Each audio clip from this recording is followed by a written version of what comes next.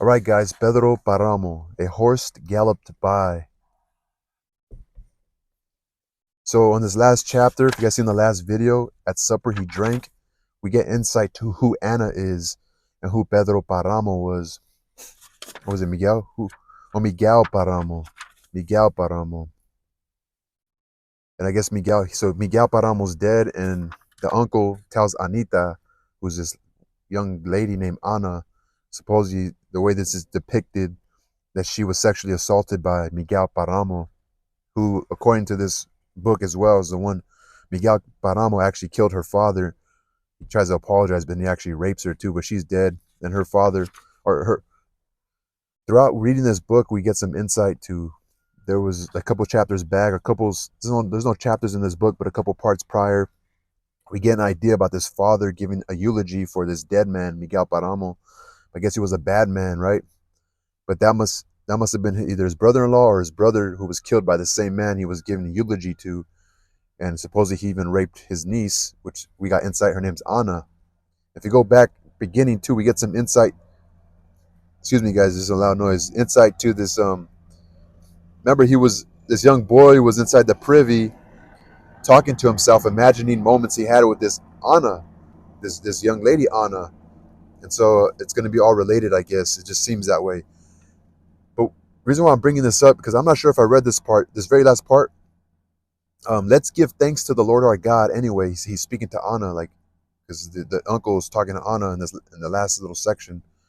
Let's give thanks to the Lord our God, for he has taken him from this earth where he caused so much harm, even if now he has received him in heaven.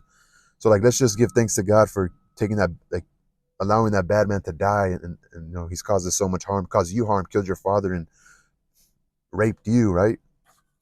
And so I'm not sure if I read that part correctly, if you guys got the idea. So let's give thanks to the Lord our God, for he has taken him from this earth where he caused so much harm.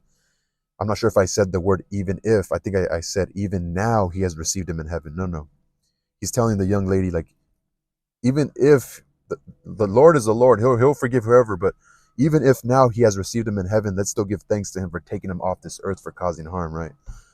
So let's go. Let's continue on. A horse galloped by.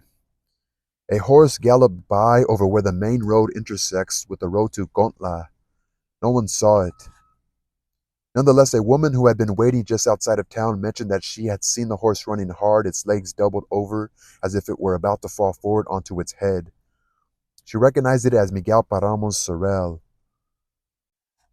She even thought that animal was going to kill itself. She was still watching when the horse, without breaking its stride, straightened up and turned its head to look back as if frightened by something it had left behind. These stories made their way to Media Luna the night of the burial as the men were resting from their long hike out to the cemetery. As people do everywhere, they chatted before heading to bed. This was a painful death to bear, said Terencio Lubianes. My shoulders are still sore. Mine too, said his brother Ubialdo. Even my bunions got worse, all because the patron wanted us in shoes. It wasn't even a feast. Am I right, Toribio? What do you want me to say? I think it was about time he died. Pretty soon more gossip arrived from Gontla, traveling on the latest ox cart. They say his soul's wandering out and about. People have seen it knocking at some girl's window, look just like him, in leather chaps and all. You really think Don Pedro, with that temper of his, will let his son keep chasing women? Just imagine what he'd do if he were to find out. Look here, he'd say, you're the dead, or you're dead now. Stay down there in your grave and keep quiet. Leave this business to us. And if he were to see him strolling around, I bet he'd put him back in the ground for good.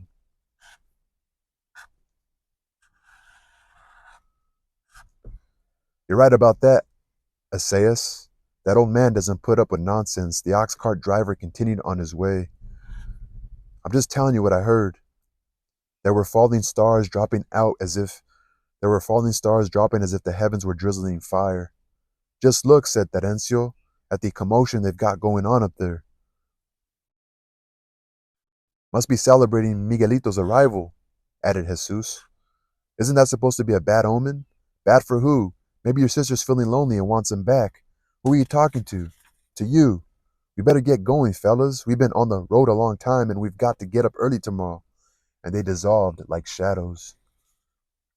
But these are the guys, I don't know, they were told to kill because they said the patron, so that means the boss. The boss must have told these guys to get rid of Miguel Paramo, and they get so he guess he's like a woman chaser kind of guy. I mean, obviously, right?